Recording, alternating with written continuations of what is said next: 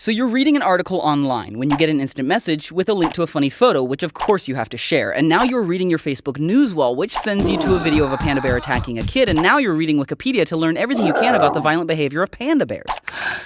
And this is what 3 minutes on the internet can be like. We live like this all the time, and it has to have some kind of effect on us. The net is making us more superficial as thinkers. That is Nicholas Carr. He is the author of The Shallows, What the Internet is Doing to Our Brains.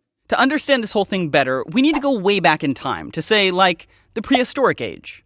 You wanted to know everything going on around you, because the more you knew about your surroundings, the less likely you were to get attacked by a predator. And there's even evidence that our brains release some dopamine, pleasure-producing neurotransmitter chemical, to reward us for seeking out and finding new information.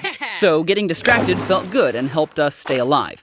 But the problem is that nowadays, predators aren't much of an issue, but we still have the same brains. And also, there's the internet, which is... It's an incredibly information-rich environment that the net creates for us, and that's why we use it so much. I mean, sounds, pictures, words, text. And what this tends to do is promote a sort of compulsive behavior in which we're constantly checking our smartphone, constantly glancing at our email inbox. We're kind of living in this perpetual state of distraction and interruption. Which is dangerous because... that mode of thinking crowds out the more contemplative, calmer modes of thinking. And that focused, calm thinking is actually how we learn. It's a process called memory consolidation. And that means the transfer of information from our short-term working memory to our long-term memory. And it's through moving information from your working memory to your long-term memory that you create connections between that information and everything else you know. So you've got this awesome life-changing piece of information in your short-term memory, but then you hear that email ding and poof, there it goes. That email takes its place and you never get a chance to learn anything, all because of one distraction. So attention is the key, and if we lose control of our attention or are constantly dividing our attention, then we don't really enjoy that consolidation process. But I can hear it now. Someone out there is saying, what does learning matter if all the information in the world is just a Google search away?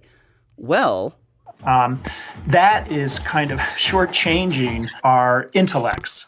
If that's the way you're using your mind, just kind of searching very quickly and finding information and then forgetting it very quickly, you're never building knowledge.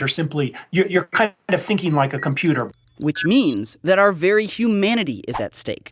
And it would be a shame if we all got assimilated because, well, humanity is pretty neat.